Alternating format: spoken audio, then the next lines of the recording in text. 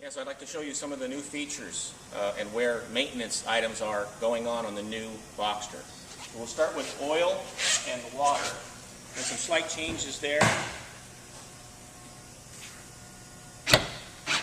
For years, the Boxster model has had both of these items together on the right-hand side. Well, now, as you can see, we still have oil on the right-hand side of the trunk as we're facing it here, but our water access here for the coolant is on the left-hand side.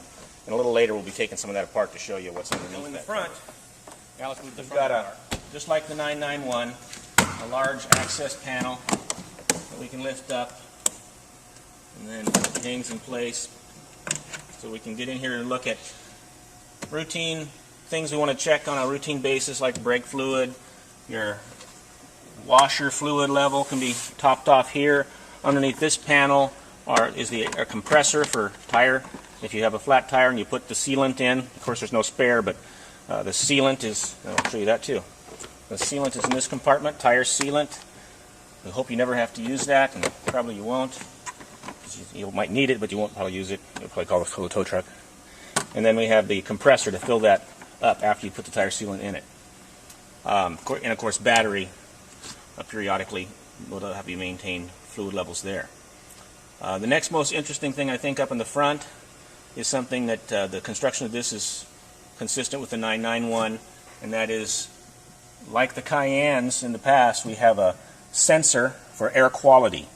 This mainly controls, or at least at this point only controls, the recirculation flap in the climate control system. So if it senses NOx or high CO content, either of those gases in the air, it will shut off the close the recirculation valve in the climate control system so that hopefully none or less of that comes into the passenger. We also have for the first time a pre-filter, so this helps knock out some of the heavier elements and pollens before it ever gets to the actual cabin filter inside the climate control box. So like I say, that's all this is just like 991. On these new cars is the air filter system. You might already know that your car's got twin air filters now instead of just a single tracked intake. We'll see that now as we uncover the rear trunk, and we'll be able to see both air filters and how we get to changing the air filter elements. So these just pop off.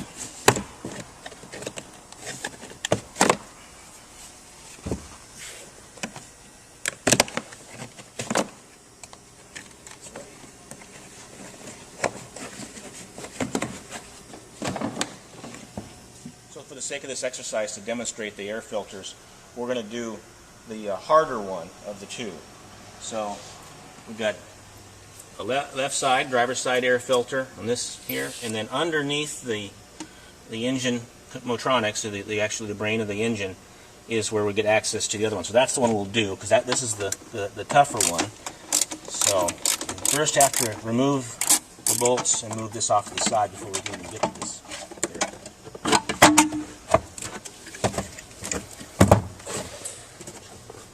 We have to exercise caution here because the oil fill tube has to be disconnected, and of course that's going to be very important to put back on when we're done, or else we're going to fill our trunk up with oil when we fill the car back up.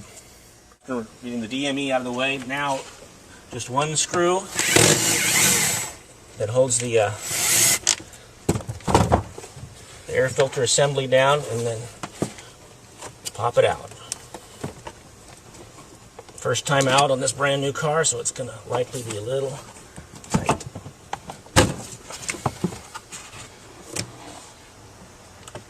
So there's one of these on each side projecting into the engine compartment, filtering all the air going into the engine.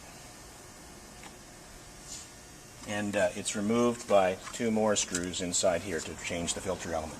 That would be the first service item beyond just a and maintenance is potentially the drive belt. Now spark plugs come in about the same period of time, but we're going to demonstrate where the drive belt is and what it takes to get access to the drive belt.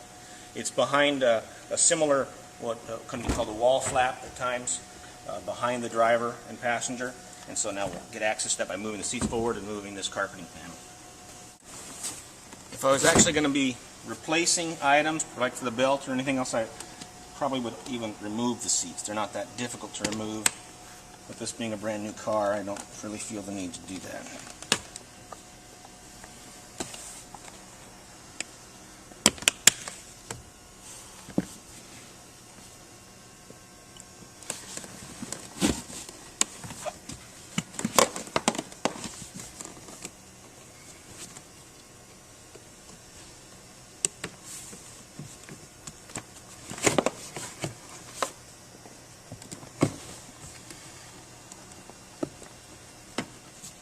Now we'll actually remove the panel that gets us access to the belt.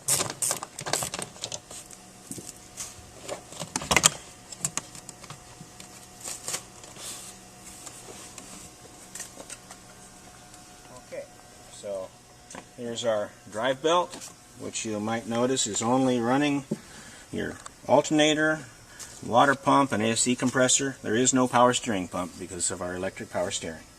But this would be part of routine maintenance, checking the drive belt and its rollers, as well as then eventually replacing. Maintenance, we might call it, is the spark plugs. They're changed roughly same time as maybe the belt, the belt we just demonstrated. Now the spark plugs, in a moment I'll show you how to do them on the rack, because you do have to take the wheels off to do this. But just for sake of demonstration, we'll come down and look. You can look right down through the wheel here, and if you can see, you may not be able to, but the gray outline with the black center, that is the rearmost coil on this side of the engine. So you can see they only get tougher from there as they go in towards the center of the engine.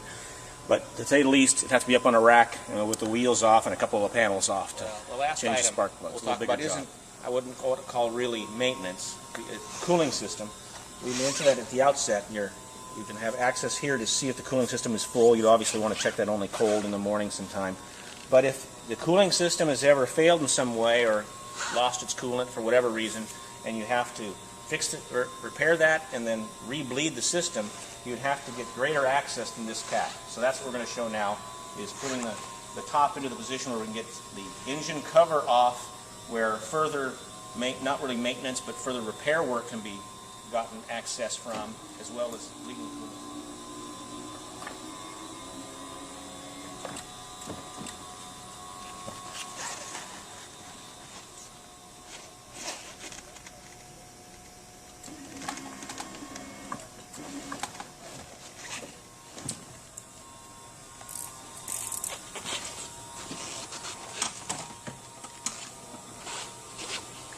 Remove this lid. As far as maintenance goes, it'd be only to get access to the actual cap for the coolant bottle. So this is where, the bleeding process would potentially for Porsche technician would take place, as well as this device has to be opened during the bleeding process to ventilate the cooling system. Beyond that, there's not much in here that anyone will ever need to do for regular maintenance. It can only be accessed for any kind of problems or diagnostics. As I mentioned, I think earlier, the power steering is no longer mechanical; it's electric. So on the servicing, routine servicing would potentially be spark plugs. So there, as I mentioned, access by taking the wheel off. This panel would also help take this panel off. But now you can see on this bank, this is the passenger side bank of cylinders, all three of the coils, which of course have to be removed, and then change the spark plugs.